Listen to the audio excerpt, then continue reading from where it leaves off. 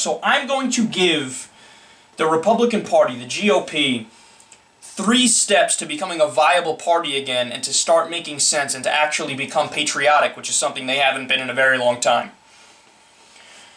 Step number 1, give up on the theocrats.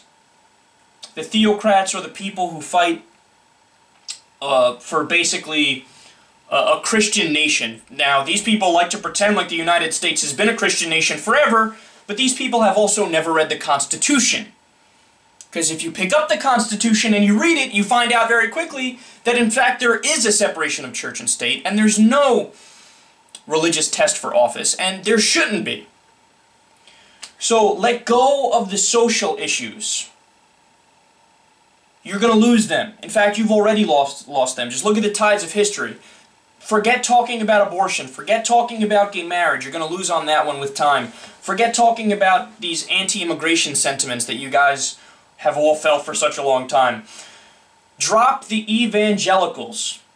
They are a leech on the Republican Party that makes them not viable to the mainstream of America. I know it pains people to hear this, but guess what? Nobody agrees with Pat Robertson.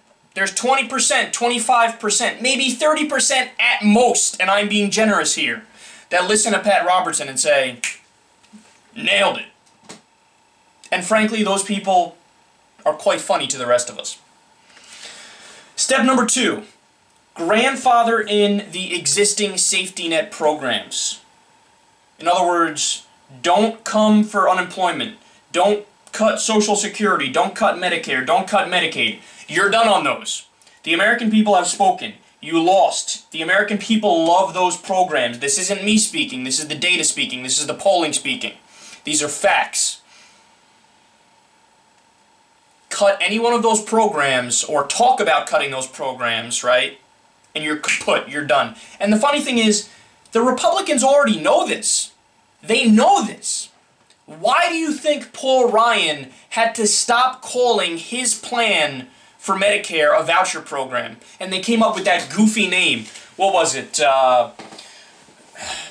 Benefit Premium or something like that? Premium Benefit Program? They had to come up with this name to sugarcoat what it actually was, because when you ask the American people, hey, are you in favor of privatizing Medicare and making it a voucher system? Their response is, fuck no!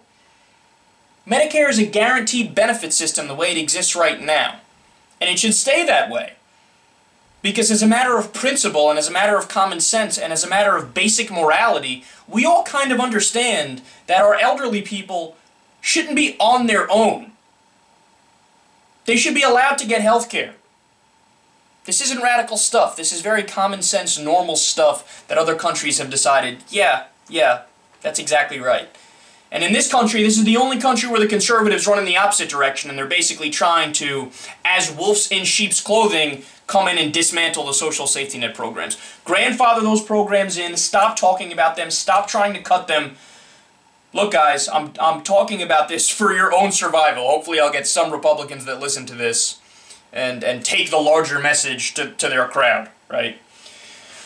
And step number 3, and this is the last step here. Don't just talk about fiscal restraint and balanced budgets and fiscal responsibility. Act like it when you get into power. Historically, the Democrats are actually the fiscal responsible party. Reagan sucked. Ballooned the national debt, ballooned the deficit. Bush #1, same thing. Bush 2, George W. Bush, forget it. We all know he was an epic disaster. Clinton left us a surplus. Obama, he actually has cut the deficit. This is something a lot of people don't know, even a lot of liberals.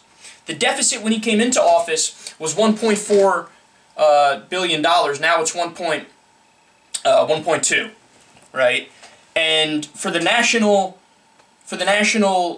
debt, it has increased under Obama, but that is largely a function of actually reporting the 2 wars that Bush put on the credit card. He didn't report them when he did that. When Obama got into office, you can see on day 1, it appears like the debt shot up and it appears like it's Obama's fault, but no, what they did is they just reported those wars. So as a result of those 2 wars being actually put on the books, and the stimulus, the $787 billion stimulus, which we needed to get us out of the economic hole George Bush and the Republicans put us in, it appears as if the national debt has shot up under Obama. But again, he's much more fiscally responsible than any Republican has ever been.